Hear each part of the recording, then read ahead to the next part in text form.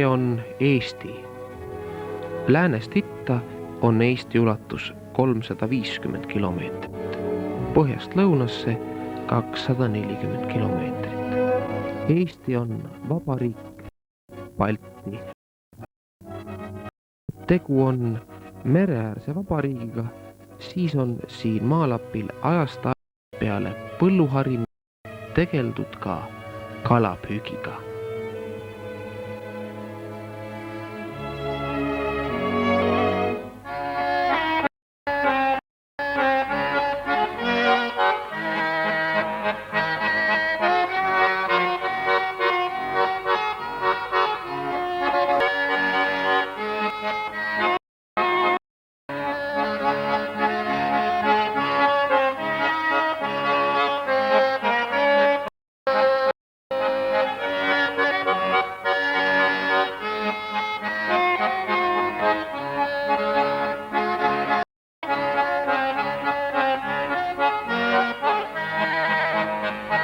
Eestis on ühtekokku 8 kalapüügiga tegelevat kalurikolhoosi. Kõigile neile teeb muret see, et laevad nende sadamates on õige vanad. Samad mured on ka kalurikolhoosi Oktoober juhtkonnal. Vanade laevade väljavahetamine uute vastu ei sõltu aga üksnes majandi juhtkonna soovist.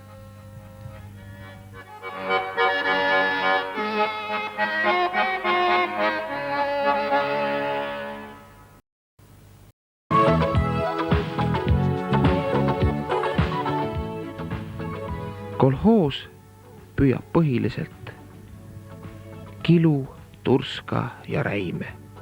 Aastas püütakse keskmiselt 5000 tonni. Ometi on sellest kalameestele vähe. Miks nii? Aga sellepärast, et ranged limiidid on kehtestatud kalavarude taastootmise huvides. Seepärast võimalusi kalapüügi suurendamiseks Läänemeres ette näha pole.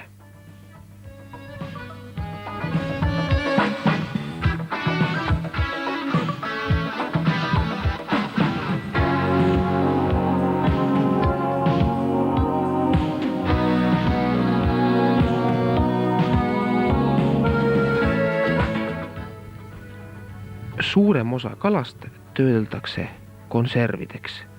Majandilaevastiku püügile lisaks ostetakse aastas ka 5000 tonni ookeanikala. Kuna kohalikku püüki pole võimalik suurendada, tootmisvõimsused on aga ikkagi olemas, siis tulevikus võib ookeanikala osatähtsus veelgi suuremaks muutuda.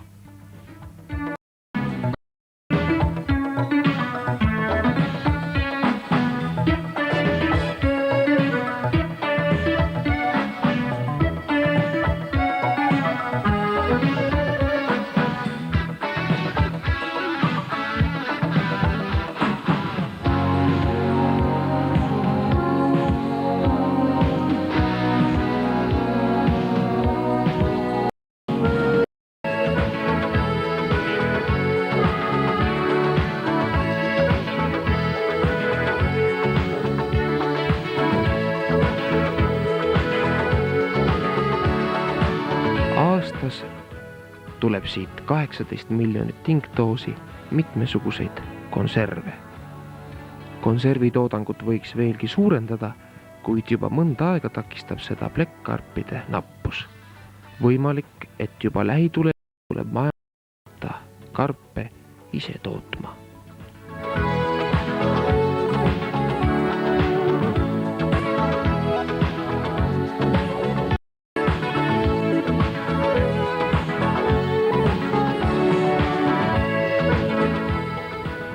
Probleeme oli ka kalatööstuses vaja minevate seadmetega.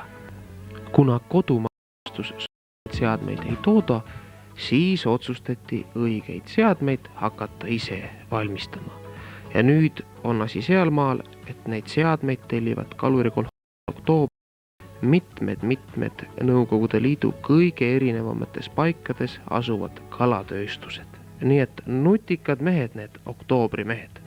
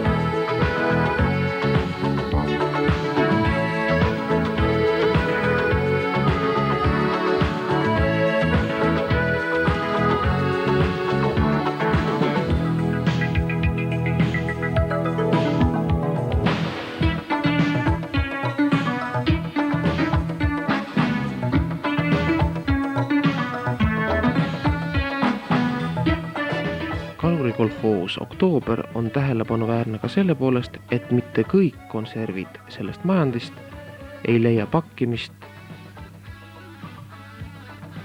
pappkastidesse.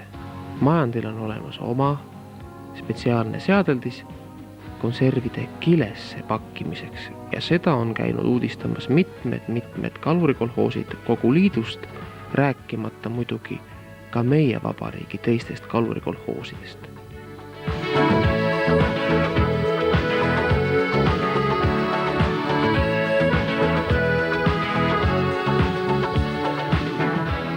Näete isegi, kui osavasti ja kergelt pakitakse ära suur hulk sardiinikonserve.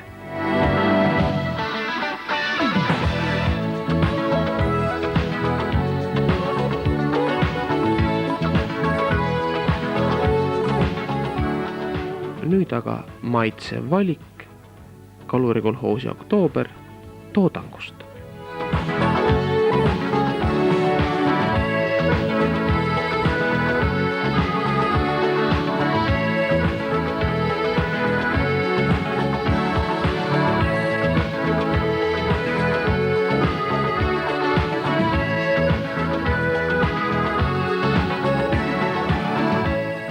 Head isu!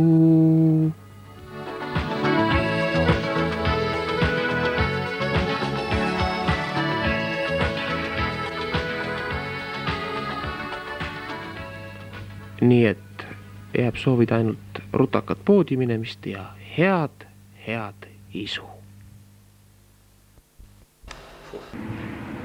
Need meie kolhoosi kalatööstuste poolt toodetavad kalakonservid leiavad tarbimist kogu Nõukogude Liidus üle 100 kohas. Peale selle neid müüakse ka paljudesse välisriikidesse. Mina olen kalurikolhoosi Oktoober esimees Endel Pilder. Meie kolhoosis töötab 1920 inimest ja me püüame kala kuni 5000 tonni. Kogu kala püütakse välja Balti merest. Peamine sellest kalast on räim, kilu ja tursk. Veel suurema osa kolhoosi sissetulekutest annavad kolhoosi kalatööstused. Me toodame üle 17 miljoni rubla eest kalatooteid, nii konserve kui ka teisi kalatooteid. Peale selle tegeleb meie kolhoos veel põllumajandusega, abitootmisega, ehitusega ja arusaadavalt ka väga mitmesuguste teenindusliikidega.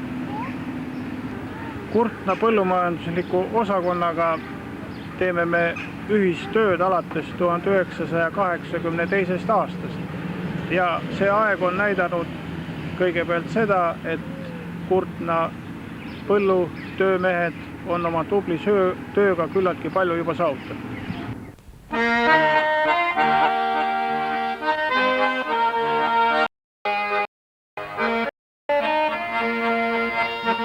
Olemegi Kurtna abimajandis ja see on Kungla suurfarm.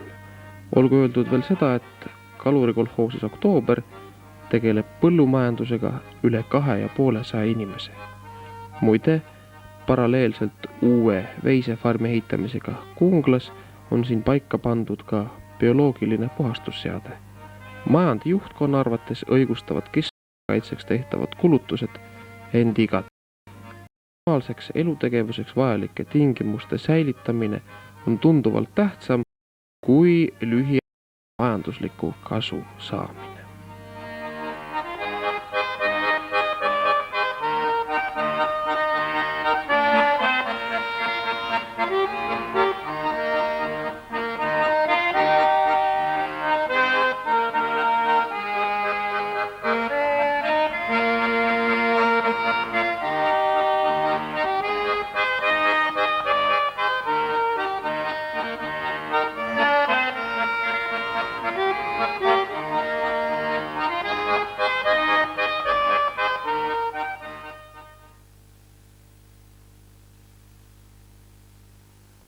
Mina olen Tambet Sova ja olen Kurtna põllumajandusosakonna juhataja. Kalurikulusi Oktoober põllumajandusosakond paikneb Jõhvi linna ja Peipsi järve vahel. Üldpindalaga 9300 hektarit, sellest pool on kasutusel põllumajanduses. Põhisuunaks liha ja piima tootmine. Liha toodame 800 tonni, piima üle 2700 tonni. Lähemal ajal on plaanis just rõhk panna piimale.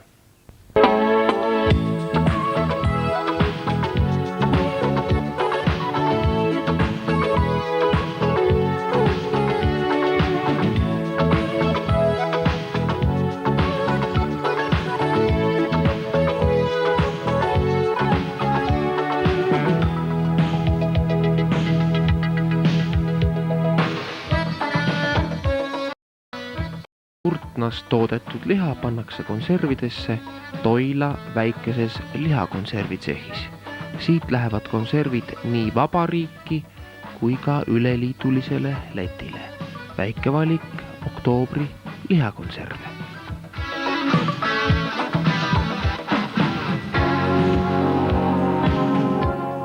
Põhiline on oktoobris ikkagi aga kala tootmine.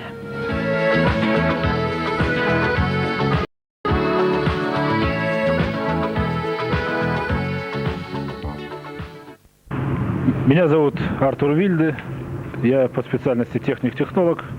В настоящее время руковожу Тойловским рыбзаводом. Тойловский рыбзавод представляет из себя бывший рыбокомбинат. В настоящее время, после объединения колхоза, представляет самый большой рыбзавод в колхозе.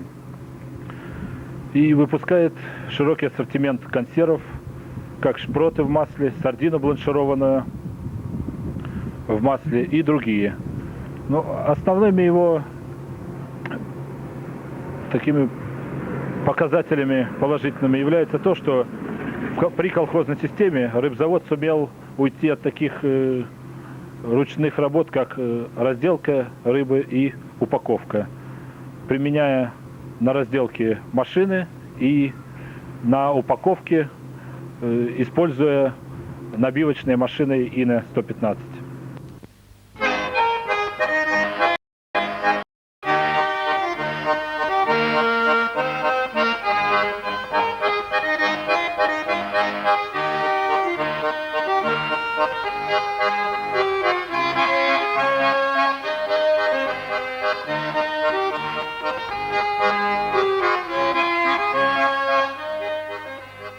Oh, sina poiss ja puud ja laevad, asjata ei nähtud vaeva. Saak on mitmepäevalast, kalast möllab mõrrakast.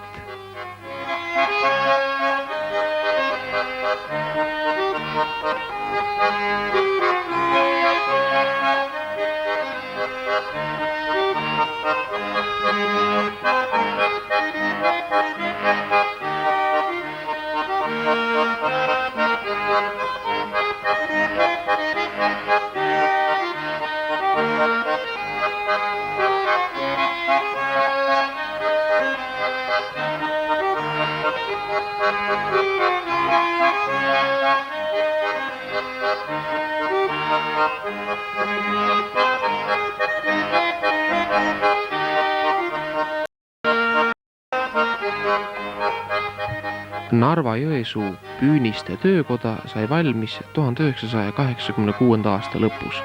Siin valmistatakse kõik kalapüünised, mida kolhoosis kasutatakse kalapüügil. Samuti remonditakse siin kalapüüniseid. Kolhoosi püügilaevasele tehakse kõik traalnoodad, põhjatraalid ja tursatraalid ka siin. Rannaäärsetele kalapüügibrigaadidele valmistatakse seisevnoodad räimepüügiks, mõrrad soomkalapüügiks ja igas variandis kalavõrgud nii vääris kui ka soomkalapüügiks. Väljaspoole kolhoosi valmistatakse kalakasvatussumpasid, juurviljakotte ja tellija taotlusel kalapüüniseid.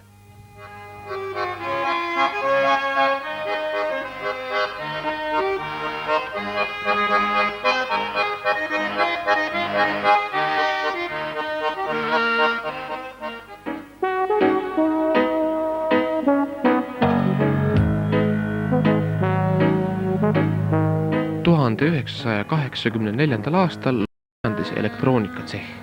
Seda kõik Leningradi tootmiskoondise Svetlana baasil. Siin valmistatakse mikroskeeme, mida kasutatakse arvutitööstuses. Tsehhi toodang omab nõudlust ka piiri taga, rahvade ja maades. Siin töötab 170 inimest, suures osas leiavad tööd naised. Muide, kollektiivi keskmine vanus on 25 aastat, nii et elujõudu ja tarmukust peaks hoolega jätkuma. Seda enam, et elektroonikatsehhis on kavandamisel üleminek parematele, kaasaegsematele seadmetele. See peaks aga tulevikus veelgi rohkem majandile puhast tulu sisse tooma.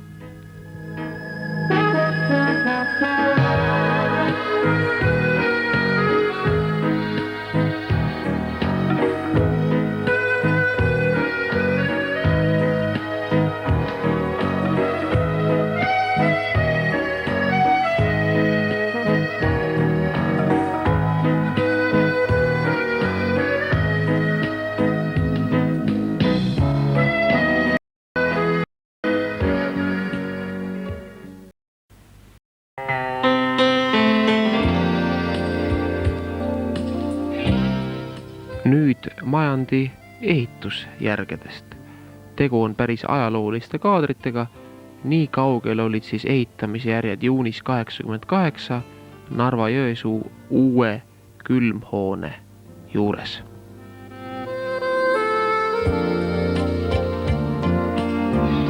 Et vältida juhuslike inimeste majandisse tulekut, selleks pidevalt püütud arendada oktoobris elamuehitust.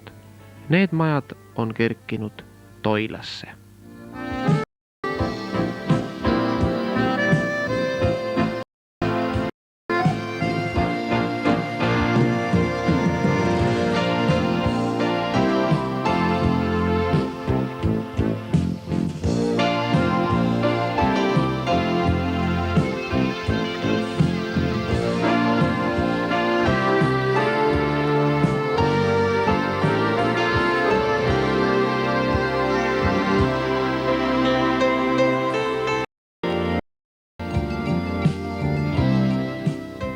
Kalurikolhoos Oktoober on pannud õla alla ka Toila uue nõukogu ehitamisele.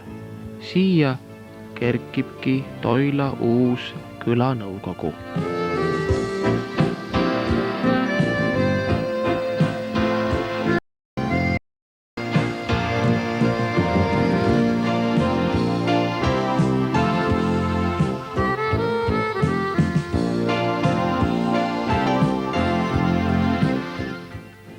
Toila puhastusete kompleksis töödeldakse kogu kalatööstusest tulev heitvesi. Töötlemise käigus eraldatakse veest rasvad, mida kasutatakse seafarmides söödalisana. 1 kuupmeetri heitvee puhastamine maksab siin 43 kopikat. Olgu öeldud, et paljude teiste asutuste puhastusseadmetes maksab 1 kuupmeetri vee puhastamine ligemale poole rohkem. Seesugune oluline vahe tuleneb eeskätt uudsest tehnolahendusest, mis on majandispetsialistide ja Tartu Riikliku Ülikooli teadlaste ühistöö vili.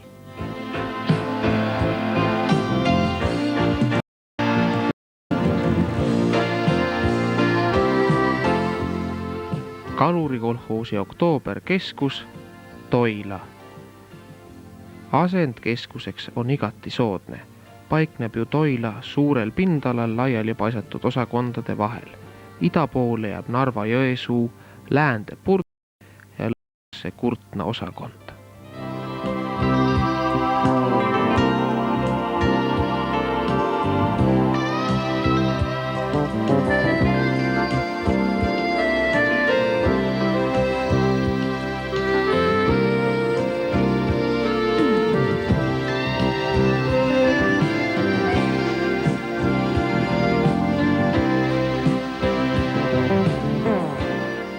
Vaba aega saab hästi veeta õhtuti Toilas meretares.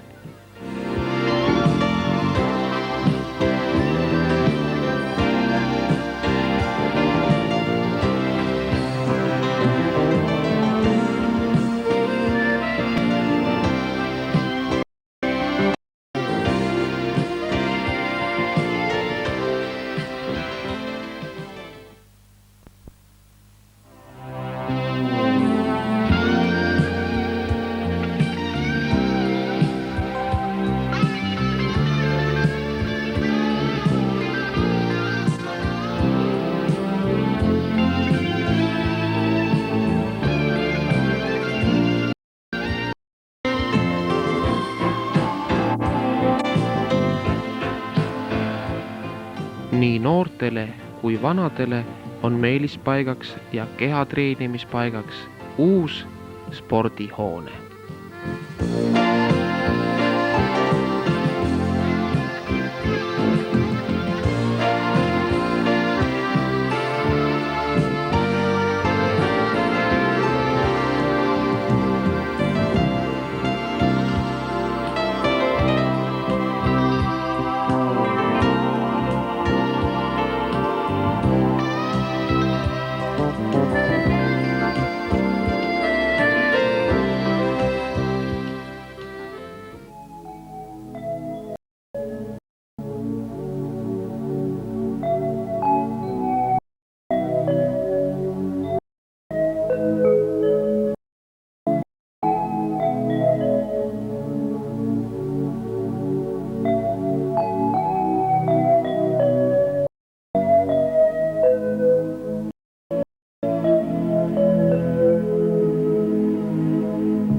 Ilusaid hingeminevaid puhkevõimalusi pakuvad majandiliikmetele Kurtna järved.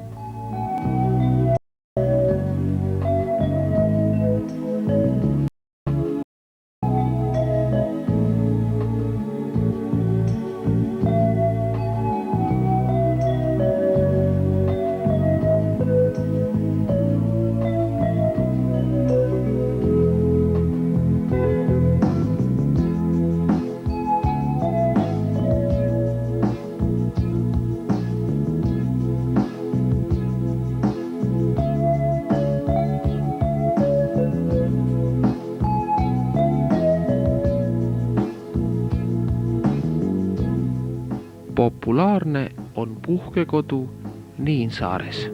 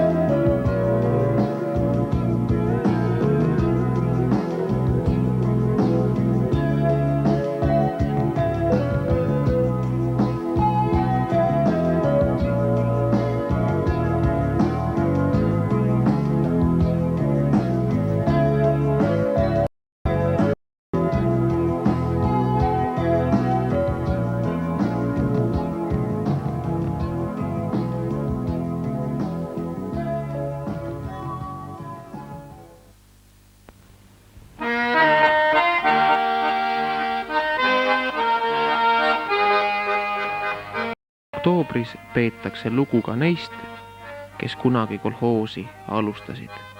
Vanad hallipäised tööinimesed juunis 88 tuldi kokku Mahu randa. Mahu tublisid kaluriperesid austada. Siiras jäi paljudele kauaks hinge.